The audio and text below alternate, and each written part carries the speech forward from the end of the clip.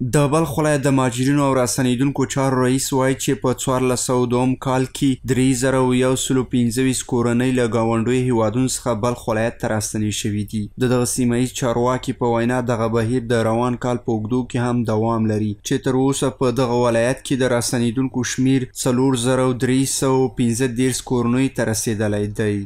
په بلخ ولایت کې تقریبا تر 3000 کورنۍ 3115 کورنۍ چې هغه فامیلي راغلي دي او تعداد د نفرو تر 15000 تر 15000 یا تر 16000 پورې داسې تعداد د فامیلو کېږي. همدا رقم په 1403 کې چې اوس کال روان ده موږ دپاره 1200 کورنۍ راغلي دي او چې تعداد د کورنیو تقریبا تر 15000 پورې کېږي.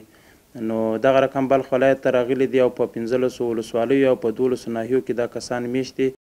د بلخ ولایت د مهاجرینو او راستنېدونکو چارو رئیس زیاتوي چې د دغو راستنېدونکو د ملاتړ او لاسنیوي په موخه د ملي او نړیوالو موسسو په همکارۍ د خوراکي او غیر خوراکي توکو او د نغدو پیسو مرسته شوې او دا لړۍ لا هم روانه ده.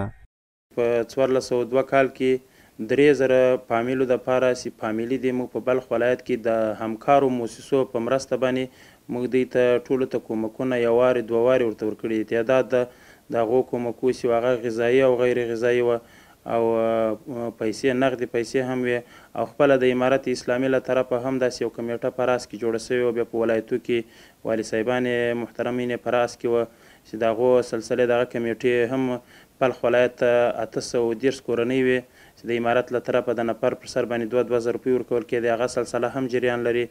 د بلخ ولایت د مهاجرینو چارو ریاست په تازه دوره کې د 2000 داخلي بې ځایه شوو کسانو د لاسنیوي خبر ورکړ چې د دغه ریاست د معلوماتو پر بنسټ ډیری دغه کسان د 2 لسیزو جګړو له امله بې کوره شوي او په بلخ ولایت کې کورونه غوره کړي دي.